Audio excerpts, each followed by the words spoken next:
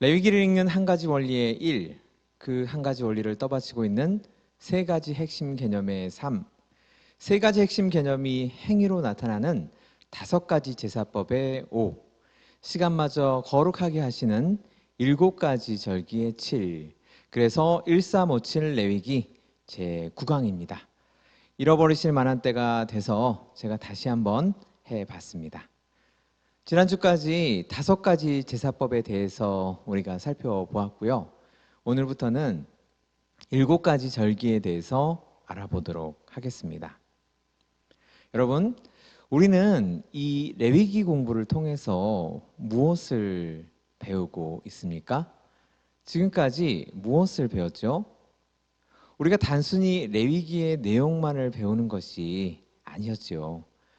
여러분이 이미 알아차리고 계시겠지만요. 1강부터 8강까지 제가 항상 어떤 점을 알려드리려고 애썼습니까? 바로 예수님이시지요. 우리가 레위기 배우는 이유는요. 레위기에 나타나 있는 예수님의 생애와 행하신 사역의 의미들을 배우기 위함입니다. 오늘 우리가 배울 절기에서도요. 우리는 예수님의 모습을 찾아가고자 하는 것입니다. 항상 이 점을 잊지 마시고요. 레위기 12강까지 우리는 오직 예수님입니다. 제가 잠시 기도드리고 수업을 시작하도록 하겠습니다. 사랑과 은혜가 풍성하신 우리 하나님 아버지, 오늘은 레위기 9강으로 하나님께 나아가고자 합니다.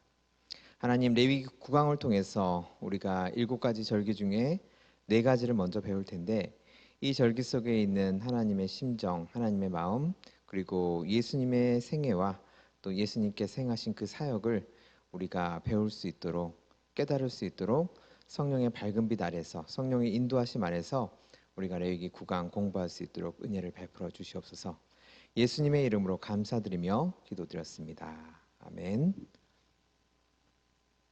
자, 우리 공간을 거룩하게 하심 이 페이지를 먼저 보도록 하겠습니다. 여러분, 레위기의 주제는 거룩입니다. 좀 더 정확히 말씀드리면 예수님께서 레위기 율법을 완성하심으로 우리에게 보여주신 거룩한 삶입니다. 하나님께서는 우리가 거룩한 삶을 살기를 원하십니다. 그래서 성소부터 먼저 거룩하게 하셨습니다. 성소에서부터 거룩이 시작된 것이죠. 그래서 여기 그림을 보시면요. 제가 세 가지 원을 이렇게 그려놨는데요. 첫 번째 원에서 자, 성소에서의 거룩, 성소에서 시작된 거룩을 의미를 하고 있습니다. 그래서 레위기 1장에서 10장에서는요. 성소에서 시작된 거룩이라고 이렇게 적으시면 되겠습니다. 성소에서 시작된 거룩, 이렇게 적으시면 되겠습니다. 자, 그리고요. 이 성소에서 시작된 거룩의 가정으로 확대가 됩니다. 그래서 레위기 11에서 15장에서는요. 가정에서의 거룩이 되겠습니다. 그래서 여기에 가정에서의 거룩, 이렇게 적으시면 되겠습니다. 자, 그러면 이 가정에서의 거룩이요, 또 어떻게 확대가 되지요? 레위기 17장에서 22장의 내용은요, 이 가정에서의 거룩이 공동체에서의 거룩으로 확대가 됩니다. 그래서 여기에서는요, 공동체에서의 거룩이라고 적어 주시면 되겠습니다. 공동체에서의 거룩, 이렇게. 예. 그래서요, 다시 이 그림 전체를 이제 보시면 성소, 특히 이제 지성소에서 시작된 하나님께서 지성소에 임재하셔서 그 시은 자의 하나님의 임재가 임하심으로 말미암아 생기는 그 거룩, 그 거룩으로부터 이제 가정으로의 거룩으로 확대되고, 레위기 11에서 15장은 이제 주로 정결 규정들이었죠. 그래서 가정에서의 정결부터 시작됐고, 그리고 그 가정에서의 정결이 이제 공동체로 확장이 돼가지고 공동체에서의 거룩이 나타나게 되는 것이죠. 바로 이것이 하나님께서 공간을 거룩하게 하신 것입니다. 어, 성소, 가정, 공동체라는 공간과 그 공간 속에서 사는 사람들, 그리고 여러 가지 물건들이 그 공간 속에 있겠죠. 사람들이 만지고 사람들이 사용하는 그런 여러 가지 공간, 물건들이요. 그 물건들을 또한 거룩하게 하시는 것이죠. 그러면요, 하나님께서 공간을 이렇게 거룩하게 하셨으면 이제는 시간을 거룩하게 하시겠죠. 그 내용이 바로 오늘부터 배울 7가지 절기에 해당이 되는 것입니다. 자, 다음 페이지로 넘어가도록 하겠습니다. 하나님께서 시간을 거룩하게 하신다는 말씀은 무슨 의미일까요? 성경에서 시간에 관련된 대표적인 말씀이 제가 여기 올려드린 베드로 후서 3장 8절 말씀입니다. 이 말씀의 의미는요, 하나님은 시간을 초월해서 계시는 분이라는 의미입니다. 사랑하는 자들아, 주께는 하루가 천년 같고 천년이 하루 같다. 이 말씀은요, 하나님께서 시간을 초월해 계신다는 것이죠. 시간 저 너머 어딘가에 하나님께서 계신다는 것이죠. 여러분, 그래서요, 하나님의 본질적 속성 중에 하나는요, 무한하심입니다. 하나님은요, 무한하신 분이세요. 그래서 시간과 공간에 얽매이지 않으시고 시간과 공간을 초월해서 계시는 분이시죠. 만약에 하나님께서요, 시간을 초월하시지 않는 분이라면요, 우리는 하나님의 나이를 어떤 방법으로든 추측할 수 있습니다. 과학자들은 지구의 나이가 45억 년이라고 말하죠. 45억 년이라는 시간이요, 도대체 짐작도 안 될 정도로 아주 긴 시간이지만 일단은 지구의 나이가 측정이 된다는 것이죠. 하나님께서 시간을 초월하시지 않는 분이시면 우리는요, 과학자들이 무슨 방법을 쓰더라도 하나님의 나이가 뭐 몇십억 년 또는 뭐 몇백억 년 이렇게 측정을 하는 것을 우리가 볼 수 있게 될 것입니다. 하지만 베드로후서 3장 8절 말씀에 이렇게 나오는 것처럼요, 하나님께서는 시간을 초월하신 분이시기 때문에, 즉 하나님은 영원하신 분이시기 때문에요, 우리가 여기에 이렇게 쓸 수가 있는 거죠. 자, 하나님의 영원하심, 하나님의 영원하심이라고 이렇게 쓸 수가 있겠습니다. 그러면요, 시간을 초월하여서 영원 속에 계신 하나님께서 시간을 거룩하게 하시기 위해서는요, 하나님께서 시간 안으로 들어오셔야 하겠죠. 하나님께서는 지금 시간 밖에서, 시간을 초월해서 계시는 분이시니까 하나님께서 어떤 시간을 거룩하게 하시려면 그 시간 안으로 하나님께서 들어오셔야 되겠죠. 예전에 제가 말씀드린 대로요, 거룩과 속됨, 정결과 부정함이 있죠. 그러니까 시간도 속된 시간이 있고 시간도 부정한 시간이 있게 되는 것이죠. 그래서 하나님께서 특정한 시간, 즉 인간의 역사라는 시간 속으로 들어오셔서 그 시간들을 거룩하게 하시는 것이죠. 그러니까 하나님께서 시간을 거룩하게 하신다는 의미는요, 하나님께서 인간의 시간 안으로 들어오심을 의미를 합니다. 그래서 여기 빈칸에는요, 시간 안으로 들어오심 이렇게 적으시면 되겠습니다. 시간 안으로 들어오심. 네, 시간 안으로 들어오심. 그러면 하나님께서 시간 안으로 들어오시면 인간의 시간에 어떤 변화가 있을까요? 제가 옆에 원 모양의 표를 만들어서 올려드렸습니다. 이 원 안에 있는 그 절기들이요, 이것이 바로 이제 이스라엘의 절기가 되는 것이죠. 지금 보시면요, 니산월이라고 있습니다. 이 니산월이 이스라엘에게는 1월 달에 해당이 됩니다. 그래서 니산, 리아르, 시반, 탐무즈, 아부, 엘릴, 티슈레 뭐 이런 식으로 이제 그 이 사람들의 달의 이름이 우리는 1월, 2월, 3월, 3월 이렇게 얘기하지만 이 사람들은 니산월, 리아르월, 시반월, 탐무즈월 뭐 이런 식으로 호칭을 하게 되는 것이죠. 그리고 제가 거기 숫자를요 써놨는데요. 니산월은요 우리 현대 달력으로 치면은 우리가 사용하는 달력으로 하면은 3월과 4월에 해당되는 것이고요. 리아르월은 4월과 5월에 해당된다는 의미입니다. 그러니까 지금 우리가 11월 이렇게 있으니까 이스라엘 절기로는 헤슈본 달과 키슐레브 달 이렇게 이쯤을 지나가고 있다는 것이겠죠. 그리고 제가 색깔을 이쪽은 이제 건기를 나타내는 색깔이고요. 이쪽 파란색 쪽은 우기를 나타내는 색입니다. 눈이 오거나 비가 오거나 이제 이렇게 구분이 됩니다. 그래서요. 니산월 14일에 6월절이 있고요. 그리고 초실절이 있고 그리고 이제 무교절이 이렇게 있습니다. 그리고 이 초실절에서 50일째 되는 날이 칠칠절이 되고요. 그리고 한참 또 이제 명절이 없다가 이 니산월과 대칭되는 달이요. 그러니까 니산월이 만약에 우리로 생각했을 때 1월이라고 하면 7월이 되겠죠. 이 티슈레이 월이요.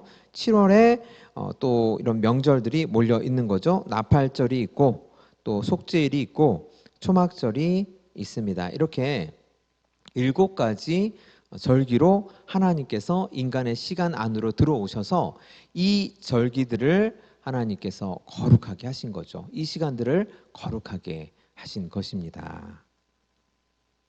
자, 그러면 좀 더 구체적으로 여호와의 절기에 대해서 살펴보도록 하겠습니다. 레위기 23장 2절에서는요. 이스라엘 자손에게 말하여 이르라 이것이 나의 절기들이니 너희가 성회로 공포할 여호와의 절기들이니라 라고 말씀하고 계십니다. 여호와의 절기라는 표현이 나왔습니다. 여호와의 절기라는 표현요. 여기 옆에 보시면요. 히브리어 원어로요. 그 모아데 아도나이라고 되어 있습니다. 모아데 아도나이. 이 모아데 아도나이의 뜻은요. 여호와를 만나는 날이라는 의미입니다. 그래서 여기에 여호와를 만나는 날 이렇게 적어 주시면 되겠습니다. 그러니까 여러분 우리가 하나님께서 공간을 거룩하게 하실 때요. 성소를 거룩하게 하시고 자, 그 정결한 성소가 되어야지만 하나님께서 임재를 하셨죠. 그러면 사람들이 가서 하나님께 제사를 드리고 하나님께서 그 거룩해진 성소에서 사람들과 만나 주셨죠. 그래서 이제 회막이라고 만나는 장소, 회막이라고 우리가 배웠죠. 그러니까 회막이라고 우리가 부를 수 있는 이유는 그 장소가 하나님과 사람이 만나기에 거룩해진 공간이라는 그런 의미가 있게 되는 것이죠. 마찬가지로 시간도요. 그 하나님께서 거룩하게 한 시간, 앞에서 살펴본 그 7가지의 절기, 그 시간에 사람이 성소에서 하나님께 나아가서 만나듯이 그 시간에 사람이 하나님과 만날 수 있게 된다는 것입니다. 자, 그래서 여호와를 만나는 날, 이 여호와의 절기라는 것이 여호와를 만나는 날이라는 의미 잘 알아두시고요. 그리고 다음 본문을 보시면요. 출애굽기 12장 2절에 이달을 너희에게 달의 시작 곧 해의 첫 달이 되게 하고 그러니까 우리로 치면은 이제 1월이죠. 1월. 그러니까 니산월이죠. 자, 그리고요. 12장 6절 보시면 이달 열 나흘까지 간직하였다가 해질 때 이스라엘 회중이 그 양을 잡고 이렇게 말씀하십니다. 또요. 이 밤은 그들을 애굽 땅에서 인도하여 내심으로 말미암아 여호와 앞에 지킬 것이니 이는 여호와의 밤이라. 그러니까 여호와의 밤. 그러니까 여호와의 절기라는 것이죠. 이스라엘 자손이 다 대대로 지킬 것이니라. 그래서 지금 이 3가지 성경 본문은요, 6월절의 기원에 대해서 지금 말씀하고 계시는 것이죠. 여러분, 우리가요, 일반적인 절기를 생각을 해보면요, 우리 역사에 있는 뭐 우리나라의 명절, 설날이라든가 추석이라든가 다른 나라의 명절들, 다른 나라의 절기들을 살펴보면요, 어떻게 절기가 생기게 됐냐면 먼저 사건이 발생을 합니다. 그리고요, 그 사건이 굉장히 이제 그 당시에 사는 사람들에게는 의미 있는 사건이었겠죠. 그래서 그 사건을 이제 우리가 이 사건을 기념을 하자, 우리 후손들에게 대대로 가르치자, 이렇게 되면은요, 그것이 절기가 되는 것입니다. 그러니까 일반적인 절기는요, 먼저 사건이 있고 절기가 있게 되는 거예요. 그런데 지금 출애굽기 이 6월절의 기원을 보시면요, 이게 첫 번째 명절이죠. 첫 번째 여호와의 절기예요. 이 기원을 보시면요, 하나님께서 미리 지정을 해 주십니다. 어떤 사건이 발생해서 그래서 6월절을 지키는 게 아니라 하나님께서 달의 시작 곧 해의 첫 달이 되게 하고 그 첫 달의 14일 열 나은 날에는 너희들이 이렇게 6월절로 지켜라. 이스라엘 자손이 대대로 지켜라. 여호와의 밤이다. 이렇게 딱 절기를 하나님께서 먼저 지정을 해 주십니다. 그리고 나서 이제 그날 밤에 출애굽하는 사건이 일어나게 된 것이죠. 그러니까 여러분, 그 밑에 빈칸에 이렇게 적으시면 될 것 같습니다. 자, 여호와의 절기는요, 하나님께서 우리에게 지정해 주신 절기는 먼저 절기가 있게 됩니다. 하나님께서 딱 지정해 주신 절기예요. 그러면 이 절기를 지정해 주시고 하나님께서 기적을 보여 주시죠. 그것이 바로 이제 사건이 돼서 성경에 기록이 되는 것이죠. 그 6월절 밤 같은 경우에는 이제 10번째 재앙인 애굽 사람들의 장자가 다 죽는 사건이 발생을 했죠. 그런 기적이 일어났죠. 그리고 그것이 이제 사건으로 되고 기록되었고, 이 사건을요, 이스라엘 사람들에게 대대로 교육하라고 하나님께서 말씀하십니다. 이스라엘 자손이 다 대대로 지킬 것이니라. 그래서 교육을 하고 그것을 기념을 하게 되는 것이죠. 그러니까 일반적인 절기는 먼저 사건이 있은 다음에 절기로 지정이 되지만, 하나님께서 지정해 주신 절기는요, 하나님께서 먼저 절기로 딱 지정해 주시고 나서 사건이 발생하고, 그리고 그 사건을 가르치고 기념하기 위해서 이런 식으로 기념이 되는 것이죠. 그러니까 이런 세상의 절기와 하나님의 절기는 정반대의 이치로 움직이게 된다는 것입니다. 여러분, 이것이요, 우리 신앙생활에 아주 중요한 의미를 주고 있다고 저는 생각이 듭니다. 우리가 어떤 사건이 생기면은 그것을 흔히들 이제 기념을 하게 되는데, 하나님께서는요, 우리에게 먼저 말씀으로 하나님의 중요한 시간, 하나님의 중요한 공간을 지정을 해 주시고, 그것을 우리에게 알려주시면 우리가 그것에 따라서 이렇게 살아가다 보면 그것이 곧 하나님께서 우리 삶에 정해주신 기념일이 될 수 있고, 우리 삶에 놀라운 기적이 나타날 수 있고, 그것을 우리가 우리 자식들에게 대대로 가르칠 수 있고 또 교육할 수가 있다는 것이죠. 그래서 항상 하나님께서 하나님의 방식대로 지정해 주신 그 절기에 따라서 우리가 우리의 삶을 살아가야 한다는 것입니다. 그래서요, 우리가 여호와의 절기를 지키는 것에는 두 가지 의미가 있습니다. 첫 번째는요, 여기 이 빈칸에 이렇게 쓰시면 됩니다. 하나님께서 베푸신 구원의 은혜와 축복을 기념, 하나님께서 베푸신 구원의 은혜와 축복을 기념, 이렇게 쓰시면 됩니다. 그러니까요, 우리가 여호와의 절기를 지킨다는 것, 그것은 곧 우리에게 베푸신 하나님의 은혜와 또 축복을 기념하는 것이죠. 하나님께서 시간을 거룩하게 하시고 우리가 그 거룩한 시간 속으로 들어간다는 것은 하나님께서 우리에게 베푸신 은혜를 기념하는 의미가 있습니다. 두 번째는요, 거룩해진 시간과 장소에서 하나님을 만나는 것입니다. 그래서 이렇게 쓰시면 됩니다. 거룩해진 시간과 장소에서 하나님을 만남, 이렇게 쓰시면 됩니다. 공간을 거룩하게 하셔서 사람들이 성소에 들어가서 하나님을 뵌 것처럼 시간을 거룩하게 하셨을 때 우리가 그 시간 속에 들어가서, 그러니까 절기를 지킴으로써 우리가 그 절기의 시간 동안에 하나님을 만나 뵈는 거죠. 이것이 바로 여호와의 절기를 지키는 두 가지 의미가 되겠습니다. 자, 이제 다음으로는 우리가 구체적으로 7가지 절기들 하나하나를 살펴보도록 하겠습니다. 먼저 유월절과 무교절에 대해서 살펴보도록 하겠습니다. 유월절과 무교절은요, 상반기에 우리가 했던 출애굽기에서 자세히 다뤘습니다. 사실 레위기보다 출애굽기에서 유월절과 무교절의 의미가 더 잘 설명이 되어 있죠. 잠시 간단히 복습해 보면요, 유월절과 무교절은 성도의 비우고 채우고 구별하는 삶을 나타냈습니다. 비움과 채움과 구별, 이 세 가지를 유월절과 무교절이 잘 나타내고 있었죠.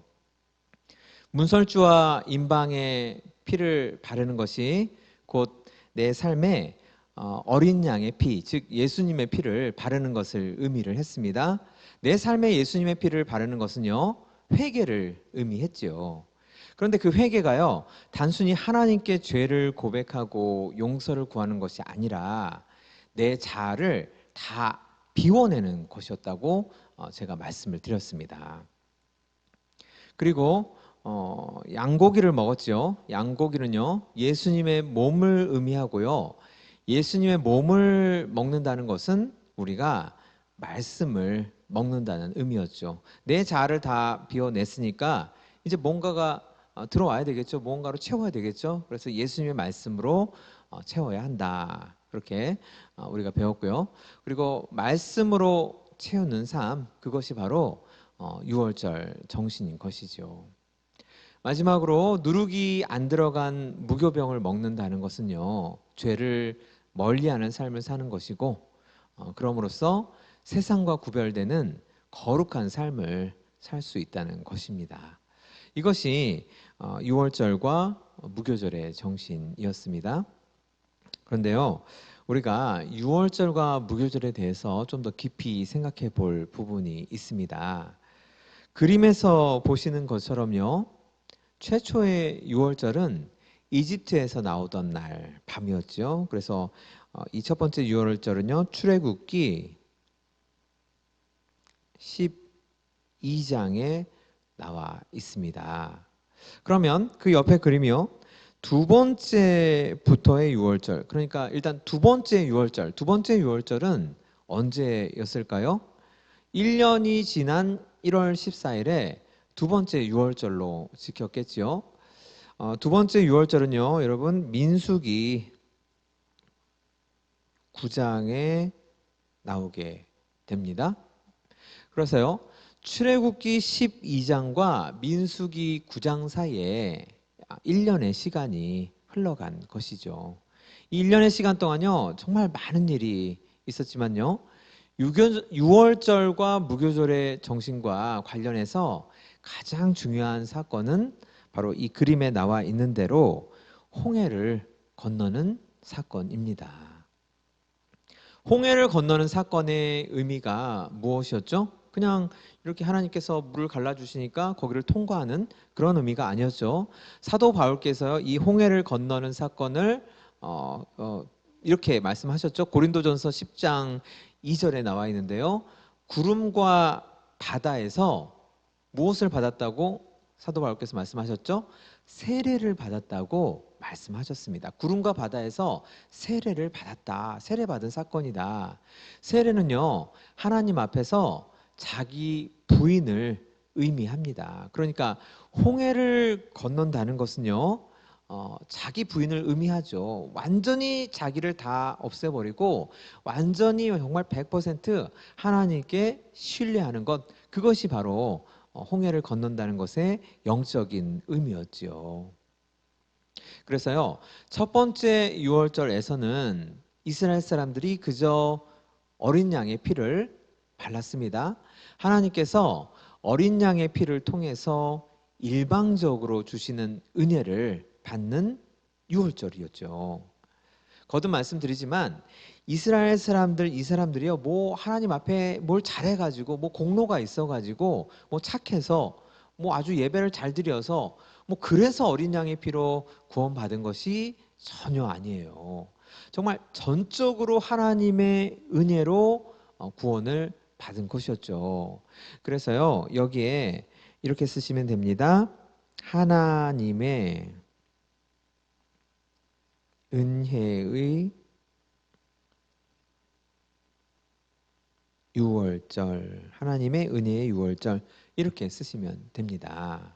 그런데요, 두 번째 유월절부터는 유월절의 영적인 의미가 달라지게 되는 것이죠. 두 번째 유월절을 지킨 사람들은 누구인가요? 이 홍해를요, 이 건넌 사람들이에요. 근데 이 홍해를 건넌 사람들은 곧 어떤 사람들이죠? 자기 부인이 된 사람들이지요. 그러니까 하나님께 일방적으로 은혜를 받기만 하던 이 첫 번째 유월절, 이 유월절에서 이렇게 더 나아가서요, 이제는 하나님께서 주시는 은혜에 응답을 해서 지키는 유월절이 바로 두 번째 유월절이 됩니다. 두 번째, 세 번째, 네 번째, 그 이후로의 다 유월절은요, 하나님께서 그 출애굽하던 날 밤에 주시던 그 은혜에 응답해서 이제는 자기 부인의 삶을 살겠다는 그런 결단을 하는 유월절이 되는 것이지요. 그래서 첫 번째 유월절과 두 번째 유월절이 이렇게 영적인 의미가 달라지게 되는 것입니다. 그래서 여기에서요, 자기 부인의 유월절이라고 이렇게 적으시면 됩니다. 자기 부인의 유월절. 높아심에서 다시 말씀드리는데, 이 자기 부인의 유월절이라고 해서 사람이요, 어떤 뭐 사람의 그런 막 그 어떤 신앙적인 노력이라든가 종교적인 고행이라든가 그렇게 해서 자기 부인이 되는 그런 유월절이 아니라요, 여기에도 여전히 이 하나님 은혜는 동일하게 작용하지요. 그 어린 양의 피를 통해서 사람들의 죄를 용서해 주시고 구원해 주시는 그 하나님의 은혜는 동일하게 작용합니다. 그래서 아예 그냥 여기다 이렇게 같이 써주시면 좋을 것 같아요. 하나님 은혜, 하나님 은혜, 그 다음에 플러스 기호 이렇게 하시고요. 여기 자기 분의 유월절, 그러니까 하나님의 은혜와 그에 대한 응답으로 사람의 자기 부인의 결단이 있는 그런 유월절로 지켜야 된다는 것이죠. 이것이 우리가 유월절과 무교절에 대해서요, 좀 더 깊이 생각해 볼 수 있는 부분인 것 같습니다. 자, 이제 유월절과 무교절의 두 번째 내용을 살펴보도록 하겠습니다. 성경에요, 이 유월절과 무교절을 혼용해서 표현하고 있는 곳이 많거든요. 그래서 우리가 성경을 읽을 때 이 유월절과 무교절에 대해서 상당히 헷갈려 합니다. 그래서 그 내용을 좀 알아보고자 합니다. 자, 먼저요, 이렇게 기억하시면 될 것 같습니다. 유월절이 있고요. 유월절이 있고요. 그리고 이제 무교절이 있는데, 6월절의 연휴 기간이 6월절의 연휴 기간이 곧 무교절이다. 이렇게 알아두시면 좋겠습니다. 우리가 설이 있고요, 추석이 있죠. 그러면 설 그 날을 이제 앞뒤 좌우해 가지고 설 연휴라고 부르지요. 그리고 추석도 추석 당일이 있으면은 그 추석 당일 앞뒤 전후로 해서 추석 연휴라고 하죠. 마찬가지로요, 6월절이 있으면 그 6월절 이후의 7일간을 이제 6월절 연휴 기간으로 볼 수가 있습니다. 그 6월절 연휴 기간이 바로 무교절이 되는 것입니다. 그러니까 설 당일이 있으면은 그 설 연휴 기간도 다 우리가 그냥 설이라고 얘기하는 것처럼 6월절 그 당일이 있으면은 그 이후로 이렇게 7일 동안 무교절 기간이 되는데 그것을 그냥 다 뭉뚱그려서 이제 6월절이라고 표현하기도 하고 무교절이라고 표현하기도 한다는 것이죠. 그래서요, 이것으로부터 우리가 또 생각할 수 있는 것이 6월절과 무교절은 그러니까 엄격히 말하면 이제 분리된 절기이긴 하지만 자, 사실상 같은 절기이다라고 이렇게 생각하시면서 성경을 읽으시면 되겠습니다. 그래서요, 성경에서 이렇게 표현을 혼용해서 쓰이는 경우를 제가 이 두 구절을 뽑아봤는데요. 출애굽기 12장 18절 말씀이랑 레위기 23장 6절 말씀입니다. 자, 출애굽기 말씀 보면요, 첫째 달, 그러니까 니산월이죠. 여기 니산월, 첫째 달 그 달 열 나흔 날, 그러니까 14일이죠. 열 나흔 날 저녁. 자, 이때는 6월절이에요. 이때가. 그래서 이 6월절 날 어린 양을 잡았죠. 그리고 신약에서는 이 6월절에 예수님께서 십자가에서 죽음을 당하셨죠. 그때가 바로 이 14일 요 밤에 해당되는, 그러니까 이제 뭐 한밤중이 아니라 이제 오후 늦게부터 시작이 되는 것입니다. 이렇게 되는 거고요.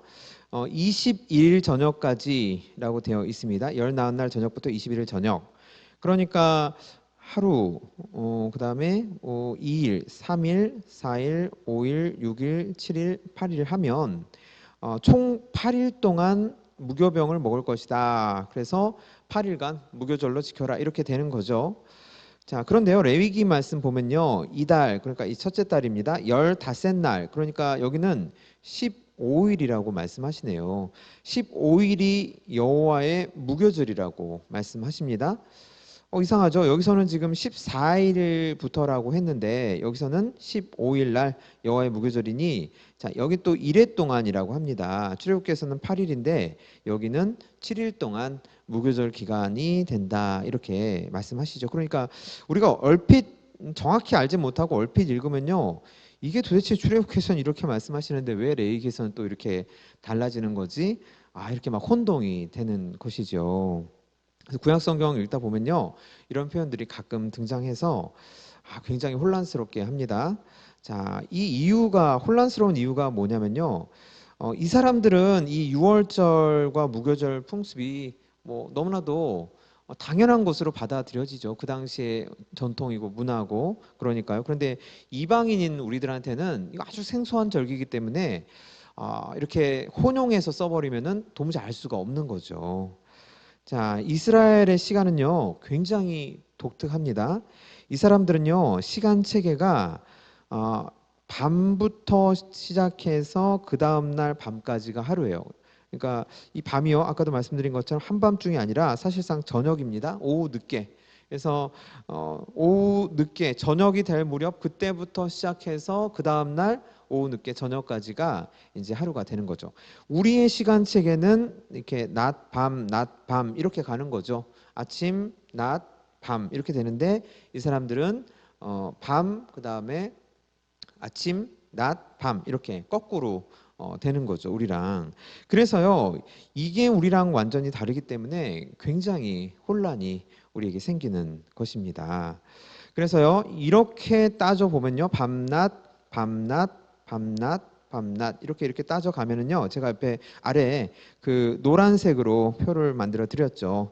이렇게 하루가 되는 거고, 이렇게 하루가 되는 거고, 이렇게 하루가 되는 거고, 이렇게 하루가 돼서 마지막까지 이렇게 되면은 여기가 7일이 딱 되는 거죠. 1일, 2일, 3일, 4일, 5일, 6일, 7일. 그래서 지금 레위기는요, 이레 동안이라고 말씀하시는 게 바로 자, 이 7일을 말씀을 하시는 것입니다. 그러니까 아까 제가 이렇게 말씀드렸죠. 6월절은요, 딱 14일 이 저녁과 밤까지의 시간입니다. 근데 이때 벌써 무교절도 동시에 시작이 되는 거예요. 그러니까 6월절과 무교절이 동시에 시작이 되는 거죠. 마치 우리가 설 당일이 있으면 설 연휴부터 이제 설인 것처럼 동시에 시작이 되는 것입니다. 그래서 여기서부터 6월절이 시작되는 여기서부터 하루를 딱 잡는 거죠. 그러니까 이랫동안이라는 표현이 가능한 거고요.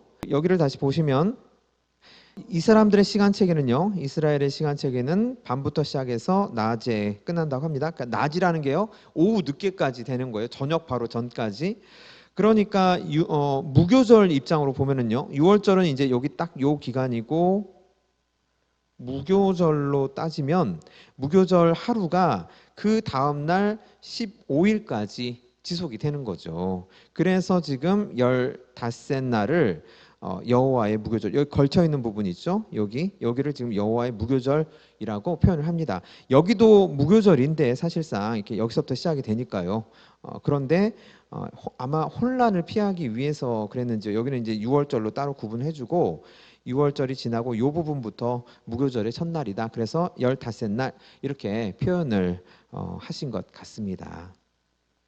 자, 그래서요 우리가 복음서를 읽으면요, 이 그 마태, 마가, 누가 이 사도들께서 표현을 이 유교절과 무교절 표현을 굉장히 아주 자유자재로, 그분들은 너무 잘 아시니까, 그 공동체는 마태 공동체, 마가 공동체, 누가 공동체 이런 분들은 너무 잘 아시니까 이렇게 써도 다 이해가 되는데, 우리는 참 복음서 읽으면 이 6월절과 무교절 시간 때문에 굉장히 혼란스럽죠.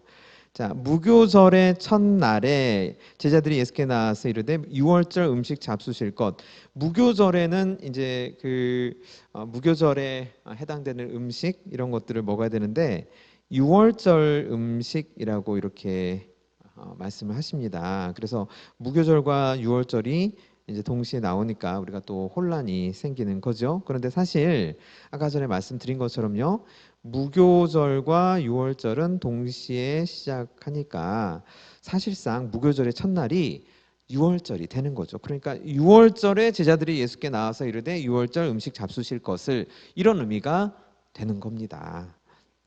그리고요, 여기도 마찬가지죠. 무교절의 첫날 곧 6월절 양 잡는 날, 6월절 양 잡는 날은 지금 여기예요. 여기요. 요 시간. 그러니까 이때가 바로 6월절이죠. 그래서 무교절의 첫날, 이 날이 곧 6월절, 그러니까 6월절 곧 6월절 양 잡는 날에 제자들이 예수께 여짜오되 우리가 어디로 가서 선생님께서 6월절 음식을 잡수시게 준비하시기를 원하나이까, 이렇게 말씀하시는 거죠. 자, 누가복음에서도요, 6월절 양을 잡을 무교절 날. 자, 이 6월절과 무교절의 관계를 잘 모르고 이 말씀을 읽으면, 아니 6월절 양은 6월절에 잡아야 되는데 왜 6월절 양을 잡을 무교절이라고 하는 거지? 이 굉장히 헷갈리거든요. 근데 6월절 양을 잡을 날, 그날이 바로 6월절이고 이 6월절과 무교절이 동시에 시작하니까 그래서 무교절 날이라고 말씀을 하시는구나, 이렇게 이해하시면 됩니다. 이스라엘의 시간 체계가요, 우리랑 굉장히 달라서 참 이해하기가 쉽지가 않습니다. 이렇게 딱 이해하고 있다고 하더라도요, 어느 순간 또 막 헷갈리게 돼요. 그래서 그냥 제가 이렇게 말씀드린 것처럼요, 자, 6월절과 무교절은 서로 연휴 관계다, 연휴 기간의 관계다, 이렇게 아시고, 그다음에 6월절과 무교절은 사실상 동시에 시작한다, 이렇게 알아두시면 되겠습니다. 이제 다음으로 초실절을 살펴보도록 하겠습니다. 초실절은요, 첫 이삭 한 단을 바치는 절기입니다. 그래서 레위기 23장 10절을 보시면요, 이스라엘 자손에게 말하여 이르라, 너희는 내가 너희에게 주는 땅에 들어가서 너희 곡물을 거둘 때에 너희의 곡물의 첫 이삭 한 단을 제사장에게로 가져갈 것이오라고 되어 있습니다.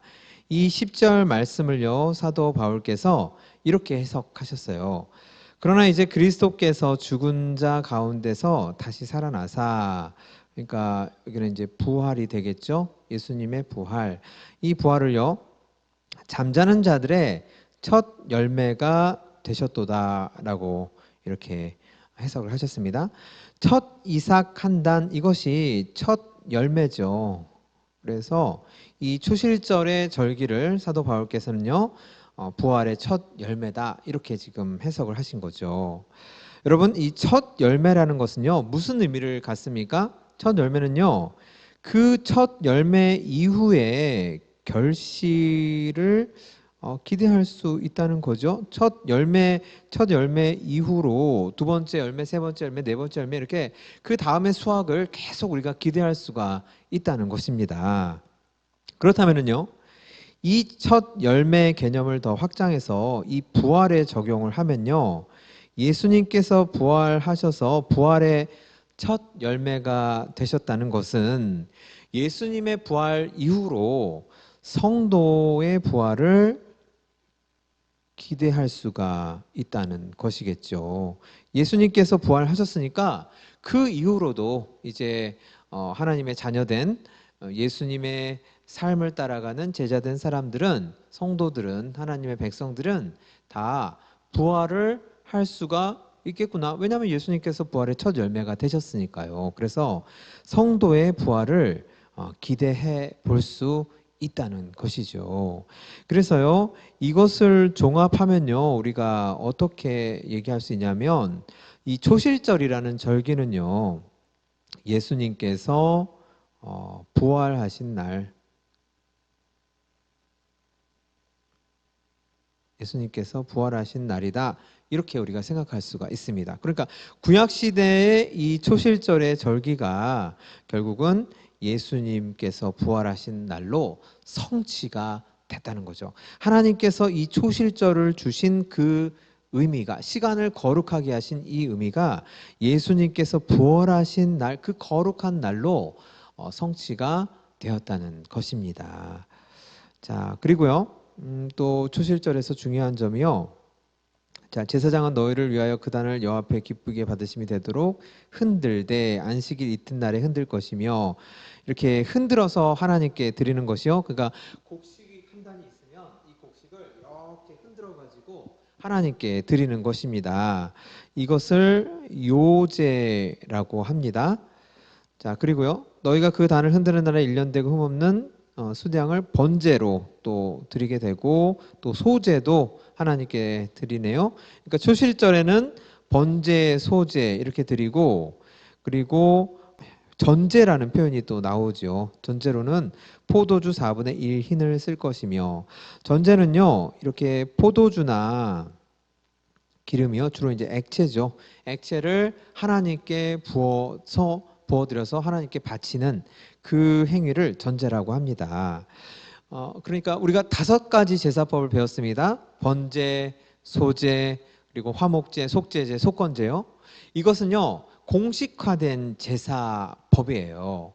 그런데 이것 말고요, 요제가 있고, 그리고 전제가 있고, 또 거제라고 있습니다. 그래서 요제, 전제, 거제는 이 제사의 행위를 말을 하는 것입니다. 그러니까 5가지 제사법, 공식적인 제사는 아니고 제사를 드리는 어떤 행위요. 그러니까 요제는 이렇게 흔들어서 하나님께 드리는 거고, 그리고 거제는요, 양의 뭐 오른쪽 뒷다리라든가 이런 것을 이렇게 높게 들어서 하나님께 바치는 행위고요. 그리고 전제는 이렇게 붓는 행위, 붓는 행위가 하나님께 예물을 올려드리는 이제 제사 행위가 되는 것이죠. 그래서 이 요제, 전제, 거제는 이 공식적인 제사법에 속하지는 않고 제사의 행위로 분류가 되는 것입니다. 자, 14절 보시면요, 너희는 너희 하나님께 예물을 가져오는 그날까지 떡이든지 볶은 곡식이든지 생이삭이든지 자 먹지 말라. 그러니까 처음 것은 절대로 먹지 말고 하나님께 다 드려야 된다, 이렇게 하나님께서 말씀하셨습니다. 자, 이것을요 우리가 뭐라고 말할 수 있겠습니까? 출애굽기 때 배웠는데요, 초태생 신앙이었죠. 하나님께서 짐승의 처음 난 수컷은 다 하나님의 것이라고, 하나님께 올려드리라고 그렇게 명령을 하셨죠. 그러므로 인해서 이스라엘 그 백성들의 장자의 목숨을 그 짐승의 수컷의 목숨으로 속량하시겠다, 이렇게 말씀하셨죠. 그것이 바로 초태생 신앙입니다. 그러니까 초태생 신앙은요, 첫 것은 다 하나님께 드리고요, 하나님께 드림, 이렇게 되고요. 그리고 지금 소제가 들어가 있으니까요, 가장 좋은 것,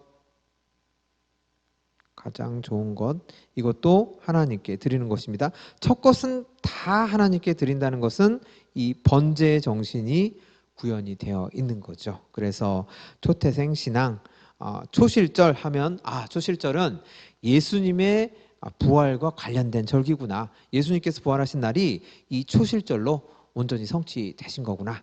그리고 초실절은 또 처음 것 그리고 가장 좋은 것은 하나님께 드리는 이 초태생 신앙을 하나님께서 우리에게 가르쳐 주시는 거구나. 이렇게 정리하시면 되겠습니다. 자, 이제 마지막으로요. 77절을 보실게요. 77절은 맥추절이라고도 하고 오순절이라고도 합니다. 다들 잘 들어보셨을 거예요. 맥추절, 맥주감사헌금 이렇게도 하고 뭐 오순절 성령 강림 사건 이렇게 많이 들었죠. 그래서 이 77절은요. 두 번째 거둔 곡식을 하나님께 바치는 거룩한 시간입니다. 자, 이 이름의 유래들을 좀 살펴봐야 되는데요. 77절은 초실절로부터 7번째 안식일 다음 날입니다. 자, 안식일이라는 것이요. 이것이 7일마다 한 번씩 있죠. 그리고 이 안식일을 7번을 반복을 하는 거죠. 7번을 반복하니까 77에 49일이 되는 것이고 그 안식일 다음 날이 이제 딱 50일이 되는 거죠. 그래서 50일 오순절이라고 이제 이렇게 얘기를 합니다. 여기 오순절부터 먼저 하면요. 이 출애굽 이후에 50일째 되는 날이 바로 이 77절과 같은 날이라고 합니다. 그런데요. 이 오순절에요. 어떤 중요한 일이 있었냐면 이스라엘 백성들이 시내산에서 율법을 받은 날이에요. 그래서 율법 수요일, 오순절은요. 율법 수요일로서의 의미가 굉장히 중요합니다. 그래서 우리가요. 이것을 어떤 사건과 연결시킬 수 있냐면 신약 시대에 오순절 성령 강림 사건과 연결시킬 수 있습니다. 그러니까 구약의 이 오순절 절기가요. 신약의 오순절 성령 강림으로 이게 성취가 된 것이죠. 하나님께서 이 오순절, 이 77절 오순절 이것을 주신 의미, 이 시간을 거룩하게 하신 의미가 신약 시대의 오순절 성령 강림으로 성취가 된 것입니다. 자, 다시 정리하면 구약 시대 오순절에는 율법을 받았고요. 그리고 신약 시대 오순절에는 성령을 받은 것입니다. 그래서 이것을요, 여러분 꼭 잘 오순절의 중요한 의미를 꼭 잘 기억하시기 바랍니다. 자, 그리고 맥주절은 여기 이름에 있듯이요, 보리와 밀 추수를 거의 끝내는 날이 이 77절과 이제 절기가 비슷해서 이렇게 이름을 붙였다고 합니다. 자, 그리고 본문을 보시면요, 좀 중요한 부분들을 짚을 게 있는데요. 17절에 보시면 고운 가루에 누룩을 넣어서 구우라고 지금 하나님께서 말씀하십니다. 거의 다요, 누룩을 제외를 시켰죠, 지금까지. 화목제물에서도 그랬고요, 또 그 무교절에서도 그랬고요. 그런데 여기서는요, 누룩을 넣어서요, 유교병을 만들어서 먹으라고 이렇게 하나님께서 말씀하십니다. 자, 이 유교병을 만들어서 먹으라고 하시는 것은요, 이 77절의 절기를 축제의 성격으로 너희들이 지켜라 이렇게 말씀을 하시는 것입니다. 그러니까 하나님이 융통성이 없으신 분이 아닙니다. 우리가 하나님께서 우리에게 지키라고 하는 것을 정확하게 지키면 하나님께서 우리에게 주신 여러 가지 먹을거리, 또 볼거리, 또 즐길거리 이런 것들을 우리가 누리면서 살 수가 있다는 거죠. 그러니까 하나님께서 주신 것을요, 지금 누리라는 거예요. 지금 축제의 성격이니까요. 유교병 구워서 맛있게 먹으라는 거죠. 자, 그리고요 18절부터 보시면 소제로 드리고 또 전제 제물과 함께 뭐 기름이나 포도주를 드렸겠죠. 그리고 번제도 드리고, 그리고 19절에 보시면요, 속죄제도 드리고 화목제도 드리고. 그러니까 우리가 5가지 제사 배운 것 중에서 지금 속건제는요, 이거는 배상이니까 뭐 이렇게 절기에 뭐 배상할 일은 없겠죠. 그래서 이 속건제는 제외하고 나머지 네 가지 제사를 다 드리라는 것입니다. 사실상 제사 다 드리라는 거죠, 지금. 예.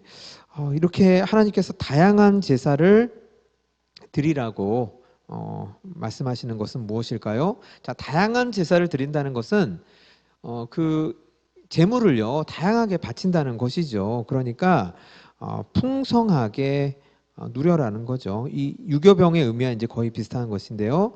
자, 풍성한 절기로 너희들이 지키라는 것이죠. 이렇게 다양하게 제사를 드리다 보면 화목제 드리면요 우리가 배운 것처럼 소 한 마리 잡으면 그 마을 사람들 전체 다 나눠서 그 당일날 이렇게 먹으라고 하나님께서 말씀하셨잖아요.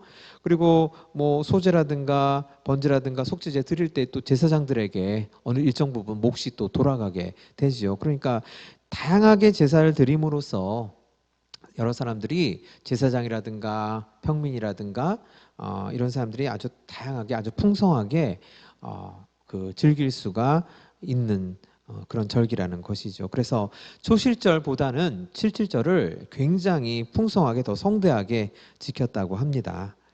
자, 22절 보시면은요. 밭 모퉁이까지 다 베지 말며 떨어진 것을 줍지 말고 그것을 가난한 자와 거류민을 위하여 남겨두라고 말씀하십니다. 자, 가난한 자에 대한 배려죠. 가난한 자에 대한 배려는요. 이것은 곧 하나님에 대한 배려라는 의미입니다. 하나님께 배려한다는 것, 우리가 하나님을 존경하고 하나님을 경외한다는 것은 곧 가난한 자에 대한 관심을 가지고 가난한 자를 돌보는 것이죠. 그래서 이 77절에 자, 축제를 벌이고 아주 풍성하게 나눌 때 이 가난한 사람도 절대로 잊지 말아라라는 이 하나님의 따뜻한 사랑이 이 77절 거룩한 시간에 녹아들어 있는 것입니다. 그래서 여러분 77절은요 중요한 것이요 이 오순절의 의미요. 오순절의 의미, 오순절이 원래 구약에서 율법 수요일이었다. 그런데 그것이 신약 시대에는 성령을 받은 날이다. 이렇게 딱 연결이 된다는 점, 이 점을 꼭 알아두시면 좋겠습니다. 자, 이것으로 6월절, 무교절, 또 초실절, 칠칠절 네 가지 절기에 대해서 우리가 살펴봤습니다. 그리고 하나님께서 공간을 거룩하게 하시고 시간을 거룩하게 하셨고 또 그 시간을 거룩하게 하신다는 것이 곧 여호와의 절기를 정하신다는 것을 우리가 배웠습니다. 자, 이것으로 9강의 수업 내용은 마치고요. 제가 복습 질문을 말씀드리도록 하겠습니다. 자, 하나님께서 각종 절기를 두고 지키게 하신 이유가 무엇일까요?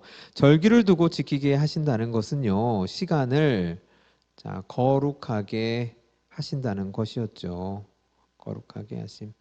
그러면요, 시간을 거룩하게 하신다는 것은요, 각자 자기의 삶이요, 내 삶에서 하나님께서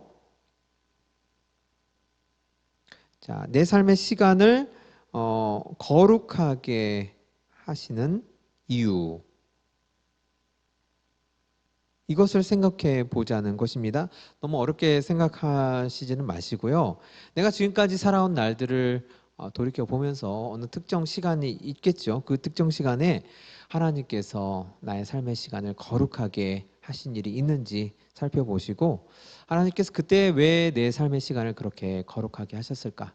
저는 제가 이제 명성교회 다니면서 그때 청년부에 있었는데요. 그때 청년부 찬양팀에서 참 훈련을 많이 받았어요.